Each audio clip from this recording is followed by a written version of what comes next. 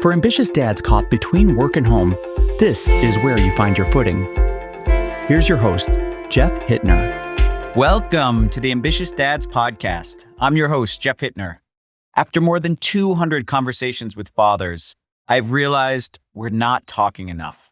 Not about our fears, our ambitions, or how our kids are really doing, or how we're holding up in the middle of all of this. This podcast is for the dads trying to build something meaningful and be present at home. The ones carrying a lot, questioning if they're doing enough, and craving honest conversations without the filters. If that's you, you're not alone. You're in the right place.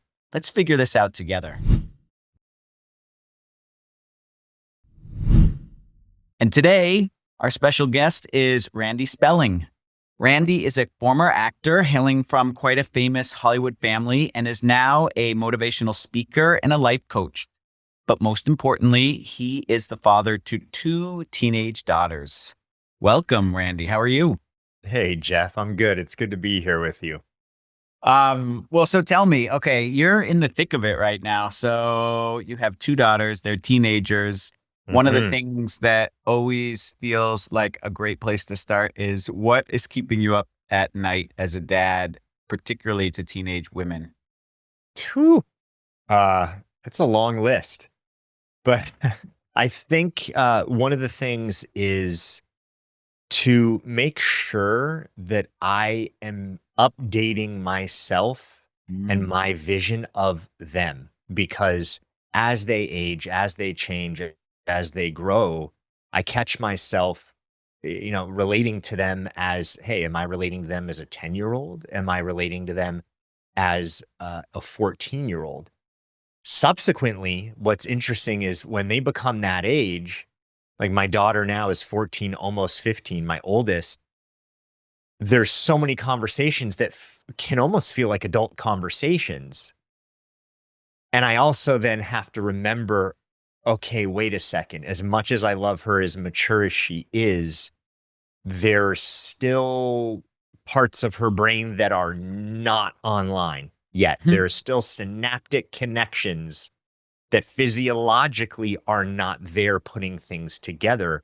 So how to hold this in a dynamic, living, breathing image of her to work with what's in front of me.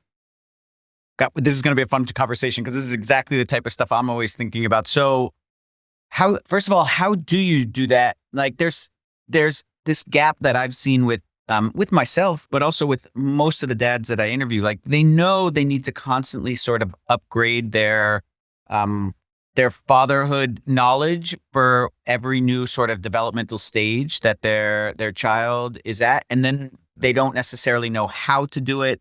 They don't know where to do it. They just don't really know like what the steps are to get going on it. So there's this big piece between, I know my daughter or my son is changing, but I'm not really sure what to do with it, except that I probably shouldn't pull out my, 7-year-old father dad jokes, right? So what do you do to kind of... I can't promise that I don't still have the same dad jokes. I've been corny even since before I was a dad. I think it's even more beneficial to get more granular here and talk about what someone can, like dads can relate to even more, which is as men. Like I have 2 daughters. Listening versus solving. And of course, I'm a coach. You're a coach. You work with people. Like I am a problem solver, not only for trade as an occupation, but also biologically. I think as men, we're like, how do we fix this? Right? Something's broken. Let's fix it. Something's not working. Let's fix it. And I have to remind myself all the time, by no means am I perfect at this. I'm a total work in progress. How to listen to feelings, because being the dad of 2 girls, teenage girls, there's so many feelings, so much emotion and processing all the time. And I really have to catch myself, because you asked, how do you do this? How do you upgrade? I could say, take parenting classes, read parenting books. But even that, For some people, they're learners. They're like, okay, I can learn easy. And then you try to implement that.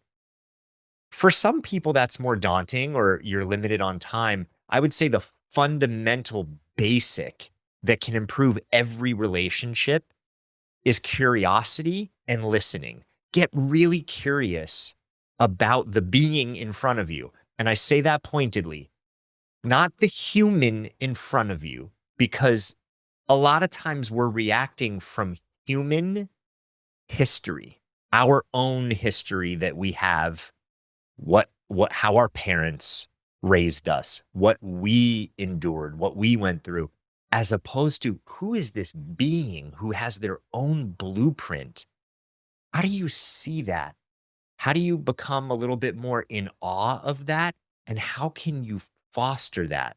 And I think just the simple fact of listening, getting curious, connecting, remembering like, whoa, there's this other being that is not me. They might not play the sport that I played. They might not be into what I did. They're totally different. How can I see them and meet them where they're at? And what about when you get the eye rolls since they're teenagers and you're trying to inquire? How do you manage it? So I really don't get the eye rolls often when I'm being curious and being present because it's not corny, it's genuine. And something that I've heard and I've seen in working with families and working with couples and working with dynamics is even when people take parenting courses and then they try and implement the tool, kids are really smart. And if you change your voice or you say things where it sounds like a tool, some kids totally go along with it. They're like, oh, yeah, okay. Other kids will be like, why are you saying it like that? What do you do? Is this something new? It's about being genuine. And I think if you're genuinely curious and asking a question, kids feel that. And then they want to share more. How do you specifically approach it with your daughters? Like, is there something you do at the dinner table or during the day or in the morning? Yeah, that's a great question. I'd love to tell you that I have some sort of method or I have something baked into the day, but this is constant for me. For instance, I'm flashing to, one of my daughters is not as talkative in the morning. She's a little bit more grumpy, right? Such a nice way to put it. Yeah. Just not as talkative, doesn't like to be asked a lot of questions. And sometimes I have to work to not take this personally. And you asked me about my espresso cup. So I have my one espresso a day and I was over making my espresso and breathing because my heart's beating faster. I'm taking it personally. And then this awareness comes and says, hey, this has nothing to do with you. Just get curious or just be there, just hold space. And it's so interesting. Almost every time when I get that awareness or that insight, automatically the energy changes because the energy changes in me. And without sounding too sort of woo-woo and just based in energy, we are energetic beings. And if you're stressed, your kids are going to feel that. If you're holding or you're withdrawing, your relationships, your partner, your kids are going to feel that. So the moment that you change, something softens and something changes. That's very, very poetic. Makes a lot of sense. And let me ask you, they're at this identity stage, right? Where they're really starting to formulate an identity for themselves, obviously as teenagers. And you have a pretty long and public history. How do you talk to your kids about your mistakes or kind of your life before transformation? And I'm only asking you because we all have tons of mistakes that we've made. Too many people that I've met have thought that the easiest solution is not to talk to their kids about it. And I haven't asked you this in advance, but I imagine that's impossible for you because it's obviously part of your story. And in some respects for me too, like my kids obviously know that, that they're donor conceived and not, biologically mine. And so that's always part of our story together and part of something that builds a deeper relationship. So I'm just curious, how do you position that sort of topic with your kids in general? Yes. First, just to acknowledge, I really love that you have shared that with them, that is a part of your story, their story, because something that I've always thought doesn't mean that it's right or wrong. It's just something that I've always thought is, we're sort of in this world, this society where I'll give you an example. Around holidays, I always celebrated. I grew up Jewish. We lit the candles for Hanukkah, celebrated Hanukkah, but we always celebrated Christmas too. We celebrated Easter. I think my mom, even more than my dad, was very much like, they're kids. Let's celebrate everything and bring the fun and the magic. So kudos to her for that. But when I started to have kids, my wife and I, we would talk about, what's the meaning behind this? Like when they start to ask questions, what are we doing? Like for Easter, there's rabbits and then there's eggs. Like why eggs? Right? So for Christmas, we didn't talk about Santa Claus as much when they were really, really little, right? 1, 2, 3. And I remember we would go on a walk for crib. We'd open a gift and then we'd be in our PJs and we'd go for a neighborhood walk. And people walking would go, "Oh, hi, Merry Christmas. What did you get from Santa?" And it was the first thing. And they meant no harm by it, right? It's just the societal thing. But I realized early on, we start with these, what is supposed to be magical and mythical and fun and special for children. But it is like we're making it up and we're like, oh, the reindeer came and we're doing all that. And then at some point, it is a little bit of a letdown. For some kids, even a betrayal on some level. They're like, wow, you did all this, but it wasn't real. So this world that I thought was there isn't really there. And Well, the world shit. Now my starts to- kids can't listen to this episode. Sorry. No, Sorry. I'm just kidding. You can cut this out. But this started a pattern of thinking, what do we want to say and how do we want to say it? Yeah, I love Right. that. So, the Santa Claus thing, I had some ideas, and one day in the bathtub, they were 8, 9. I can't remember the exact age, and I'm giving them a bath, and they had asked a couple questions, and then both of them looked at me, Jeff, and they said, "Tell us the truth. Is Santa Claus real?"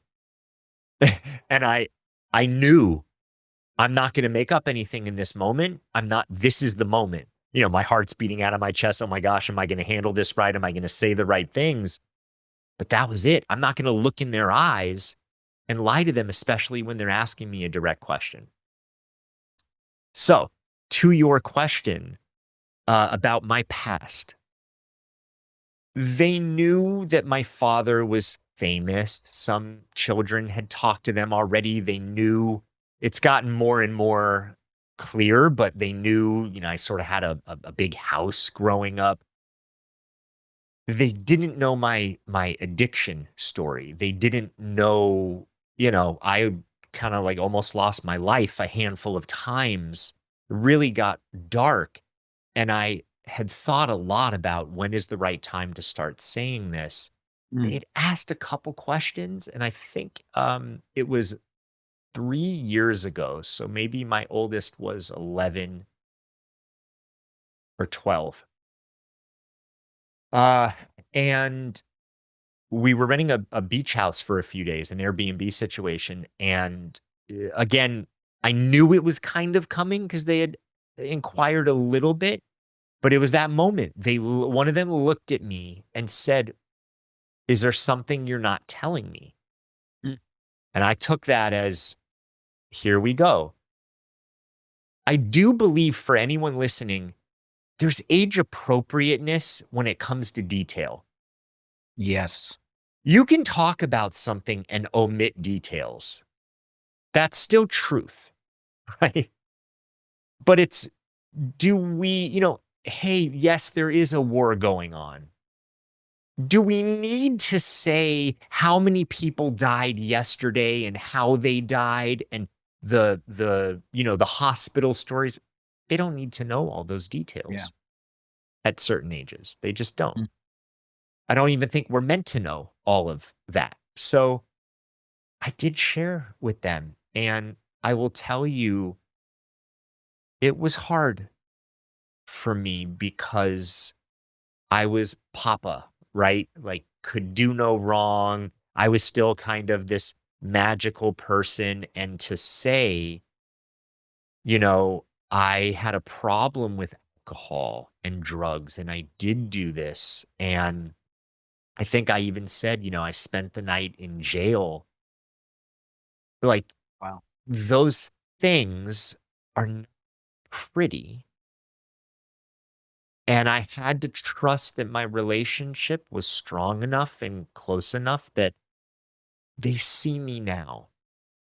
I can share my past and talk about how we go through things, how we make mistakes, and how we get back up. And do you put that lens on it? Like what, for example, so with my boys, I tell them actively, like, daddy's working on his tone, right? So if my tone of voice doesn't seem right, like I want you to tell me and I want you to get involved because daddy wants to get better at being a daddy. And of course it backfires sometimes because when they need to be shut down for, big kicking and fighting or something like that, I say, you need to stop. And they'll be like, your tone. And I'll be like, no, you need it at this moment. But the point is that I want them to see that I'm trying to improve, that I'm trying to be better, that also I make mistakes, that it's built in, that like daddy makes mistakes and he's still like a lifelong learner. Was there a frame in that perspective, or was it like, this is the past and I'm different now? Or is it more like I'm constantly kind of growing and changing and that sort of thing? I tried to shortcut the years of therapy, spiritual growth, all the things I knew that I had to learn. Where did, a lot of this come from? And I basically was like, I didn't talk about my feelings. I wasn't good at expressing myself. I, was a people pleaser, and I kept a lot in. So I wanted to link to them. I wanted to link why I thought, and of course, it's multi-variable. But it was like, what caused me the most pain and what made me reach for that substance? Because just saying I had an addiction or addiction runs in the family, okay, there's some awareness there. What do you look for? Like when you talked about tone, the tone is the symptom. The Yeah. addiction is the symptom. Yeah. What's underneath that? It's what you're feeling in your nervous system in that moment, right? The fighting between the two, or you're like, I can't take it, or I don't know. What happens in your body to make that tone even thin? Yeah. And when you are talking with your kids now, is there a way that you encourage failure and mistakes and conversations around that as a result of kind of how you have had the story of your life with them? I try as much as I can. As much as I can, because I really encourage trying regardless of the outcome. And again, like that, it's so baked in to society to be like, I need to be good at something, or I want to be good at something. And there's a lot of unlearning, even just from the parenting we've done, right? Mhm. It's like, it feels good to be good at something and then be like, look, I did this thing. Oh my gosh, that's so amazing. So of course, when they do something, it's like, ooh, what do you love about that? Or what was that process like for you? Isn't it, is it fun to create and do something as opposed to like, that's so good. Right. We're talking growth mindset there. Yeah. Yeah. And it's a great lesson for me, even in saying that. But for them, I think any parent listening, like, please encourage your kids to fail.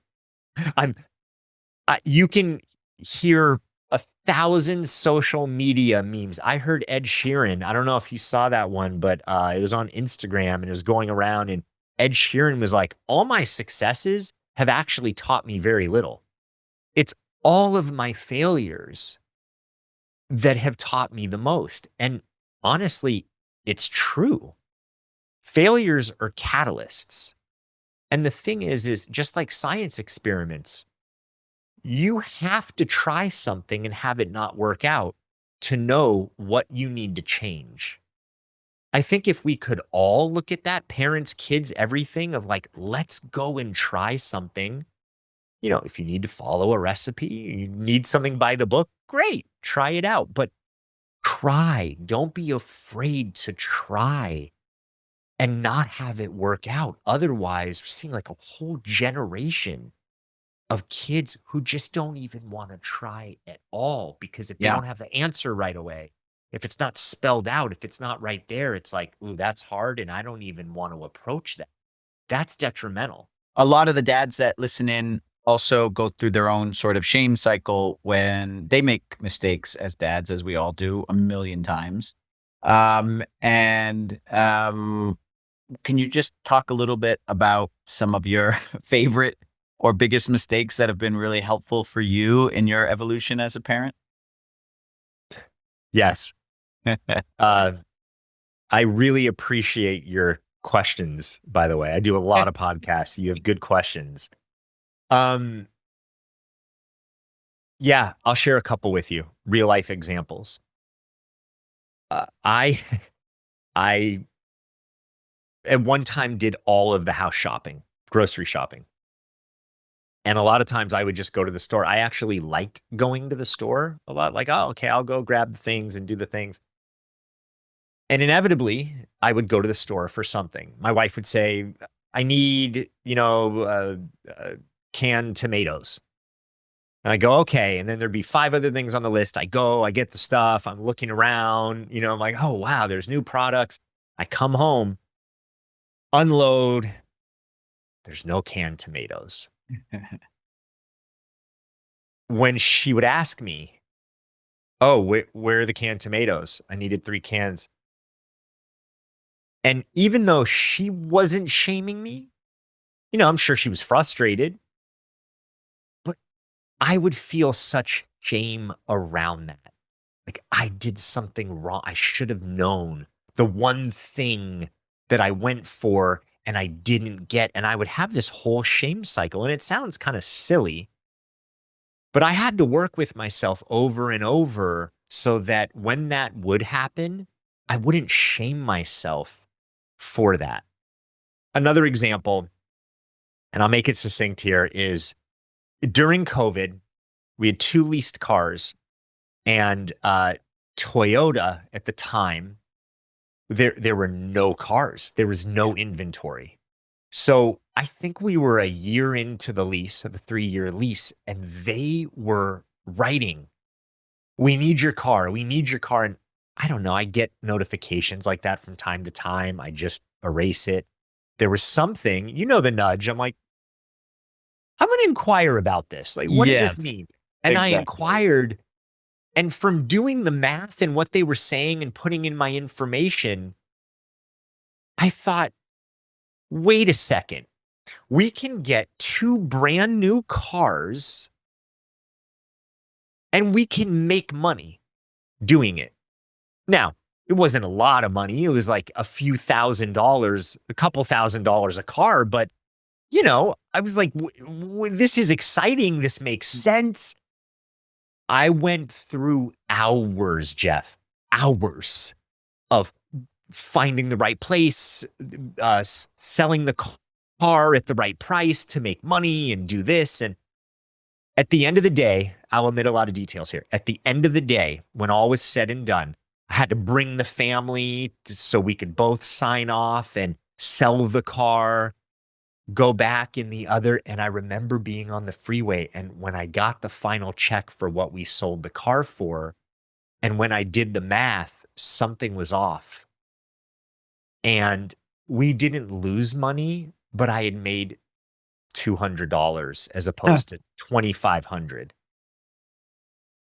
And I'm not kidding. Everyone was talking in the car. What are we going to have for dinner? Everyone drowned out. And all I could hear was, Randy, you're such an idiot. Like, you spent hours. Those hours that you spent in making $200, you probably lost $4,000 from your work. Like, Yeah. What did you do? This was so stupid. But it was also that very moment that I heard that voice. I really heard that voice. And instead of becoming that voice and becoming the effect of the, you're an idiot, you're so stupid, like a 4-year-old, I said, I had another part of me, call it unlimited self, wise self, awareness, consciousness, spirit, whatever, that said, right now, this moment, that's not true. You made a mistake. You did the best that you could. You followed this path. It's okay. This means nothing about you. This says nothing about your character. And then, Jeff, I had to have this moment because I teach this with other people. It was like I was this 6-year-old again, and I had to talk to my 6-year-old self. I had to give him a hug. I had to literally, like parenting a child, had to go over while I'm driving. This is all happening, and conversations are being had in the back seat from my daughters. I had to like wrap my arms around myself with the steering wheel and hug myself and be like, you're wonderful. You're great. It's okay. This is what happens. This is how you learn. It's okay. Do you ever share this internal monologue with your kids, for instance? Like that's the way it's one of the things where when I make a mistake, right? Like I actually, depending on the context of the mistake, try to walk my kids through it a little bit so that like, one, again, I reinforce that daddy makes mistakes all the time, but two, just that monologue that you talked about, like not being overly, difficult with myself, right? Not being so shameful with myself and getting them to recognize that there actually is this monologue going on in my own head. Have you tried that in any of these experiences? I have. Did it work? I'm sure you're in this position too. I am a teacher by trade. That doesn't always work. Yeah. Right? So what I would say is, yes, I do that probably too much. But what I realize is instead of sharing all of it, I might share the piece of, hey, this thing happened and I had this voice inside that I heard that says, you're an idiot, you're stupid. Do you ever have that?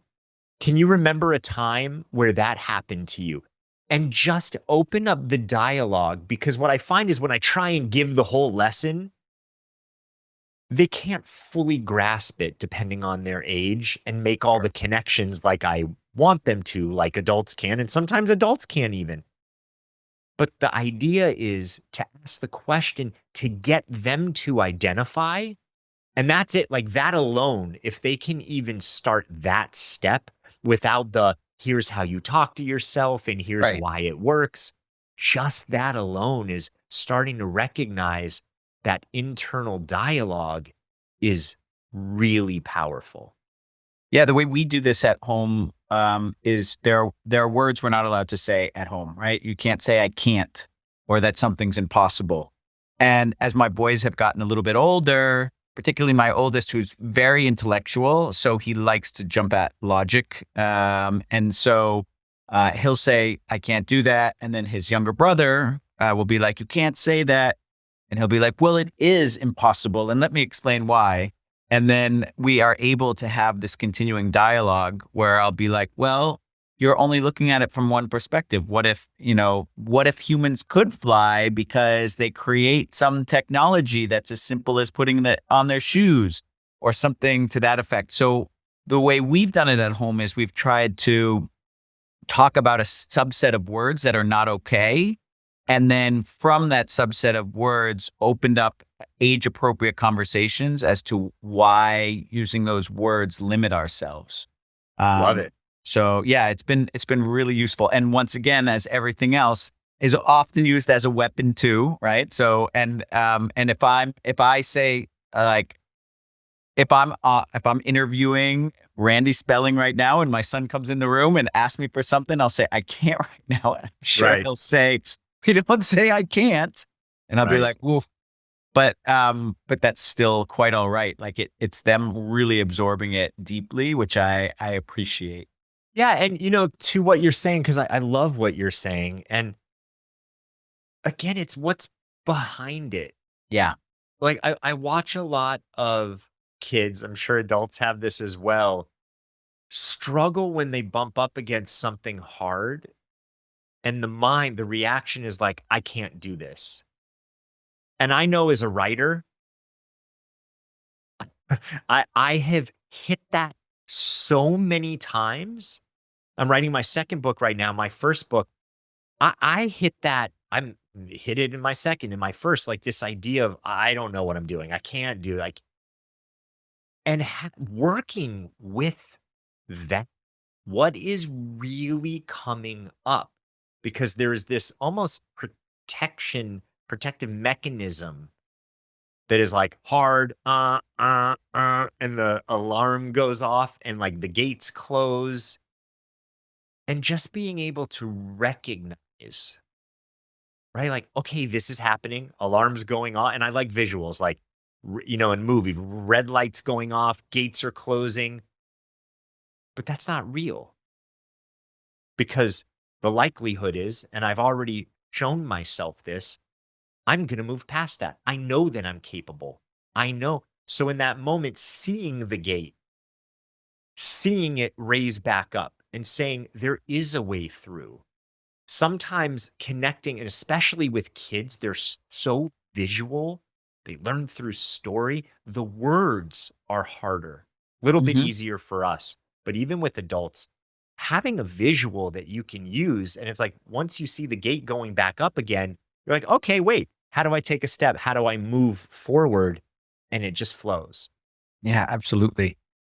You brought up one of your shame stories is on the partner side, and I'm curious to ask a little bit on the co-parenting side in general. What's been one of the biggest challenges co-parenting, right? Like with your partner. So many of the dads that I speak to run into so many challenges, and they're varied, right? From one end of uh, different philosophies on how to parent to obviously just each taking the brunt of the other's sort of exhaustion and that sort of thing. But what's been one of the bigger challenges that you've faced as a co-parent? And then what's one of the ways that you've found successfully through that? Hmm. So, two different people, period. Partnership, co-parent. And I'm not saying this is easy. It has not been, but the recognition of being two different people. Like one person has a way of loading the dishwasher. Hmm. Another person loads the dishwasher differently or loads the fridge differently. The other person doesn't have to be bad for their way. It is a different way, just like kids. My kids load the dishwasher, and sometimes it's like looking at Tetris and being like, I wonder what the, was there just like throwing it in? Like, how does that make sense? So that is the thing, is the allowance of two people looking at things differently. And we are the amalgamation of our past and our history, how we grew up, how someone else did it, how we were parented. So leaving room for both people, that has been challenging, to be like, okay, I might have a different way than you. You might have a different way than me, but is there validity on both sides? And, that I think is really hard in relationship. I know it's been a struggle because I'm like, well, the way that I see it is the right way, right? She might say the way that I see it is the right way. And then it's hard to communicate about that because I'm right, she's right. How do we come together? And again, complete work in progress. I'm not going to pretend that I have it all figured out. But trying to be able to leave room for both people having a way and an opinion. And I think the sweet spot is, where can you agree and come to the middle based off of values? Not so much, is it an hour of screen time or an hour and 20 minutes of screen time? But like the value, what do you both want for your child or children? Okay, you both want them to not be addicted to screens. Fair? Totally. How can we work it so it feels okay for both people without the fear? Because I think so much is led by fear. Oh, yeah.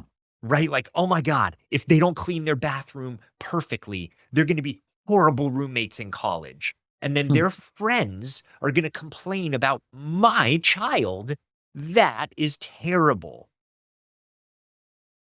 Could we let go of some of that? Because while I totally get, that is a concern. We want them to be good human beings.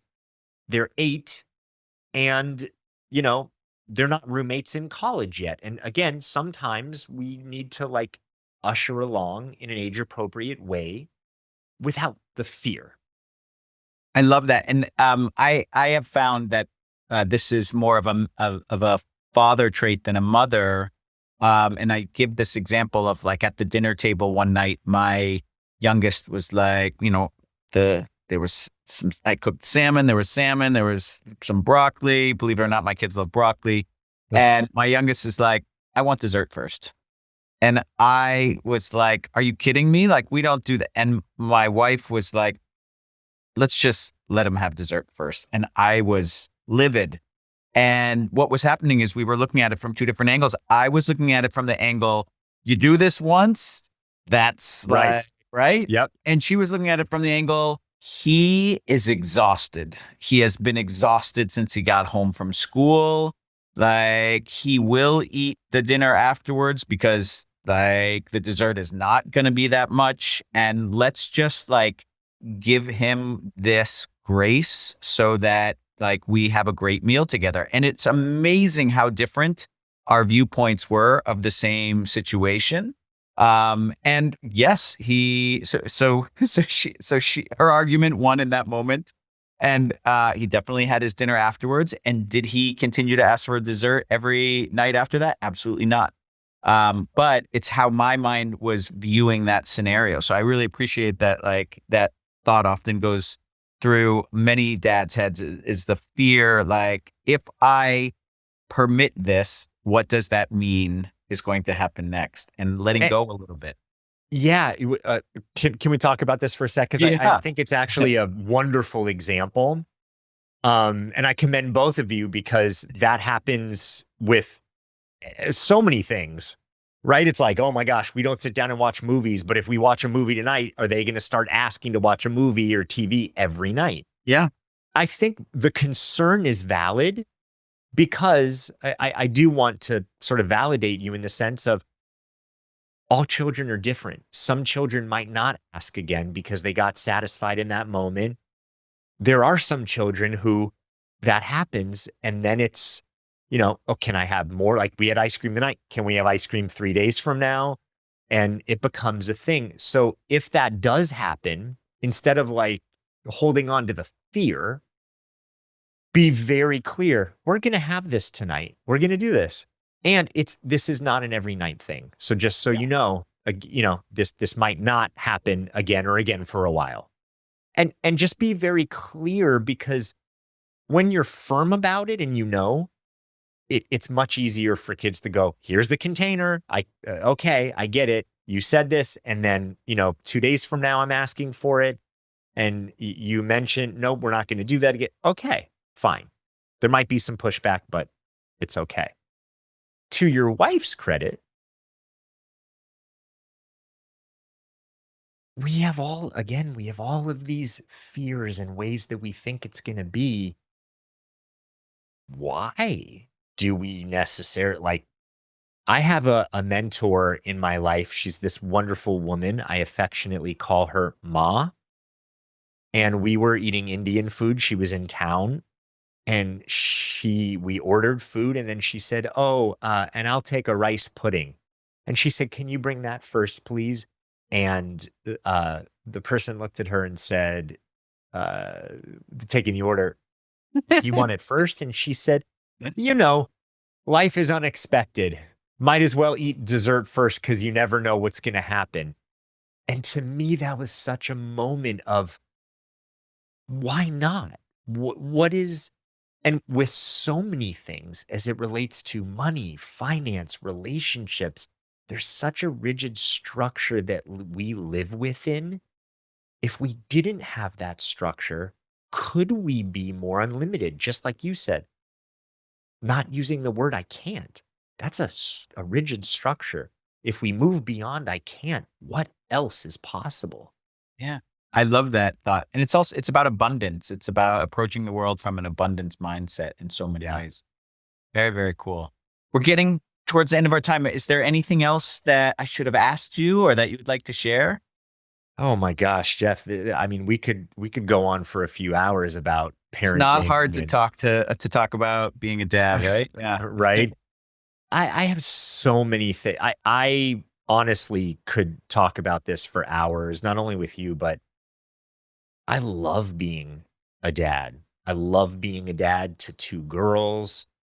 I have learned more about myself being a parent and a partner, but more about myself being a parent than I have in all my years of therapy, all my years of self-work.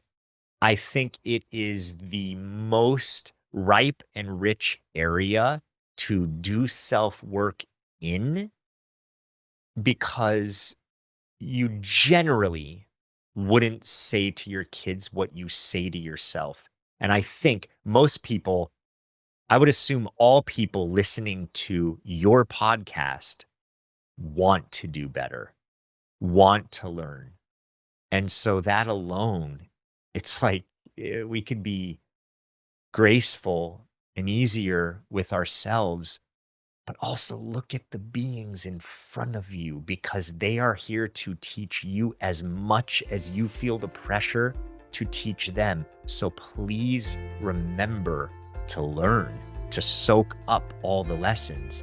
And I don't know about you, but every time I approach my clients with, I'm so excited to help, and let's get into this. I'm so curious. What can I learn here? I'm a student. Every time that happens, when I approach it with humility and openness, the sessions are amazing. And so same thing with parenting. Like, you don't always have to be this perfect person and have all the answers. If you're open to learning and staying curious, there is no limit to what you can achieve as a parent. That's a wonderful way to end. Thank you so much for sharing all this with us today. Yeah, thanks for having me. My pleasure. Thanks for tuning in to this episode of the Ambitious Dads Podcast. If you enjoyed this conversation and want more insights on balancing ambition and fatherhood, make sure to hit that like button, subscribe to the channel, and turn on the notification bell so you never miss an upcoming episode. Check out the links in the description for our newsletter and more resources to help you live intentionally as a dad. See you in the next episode.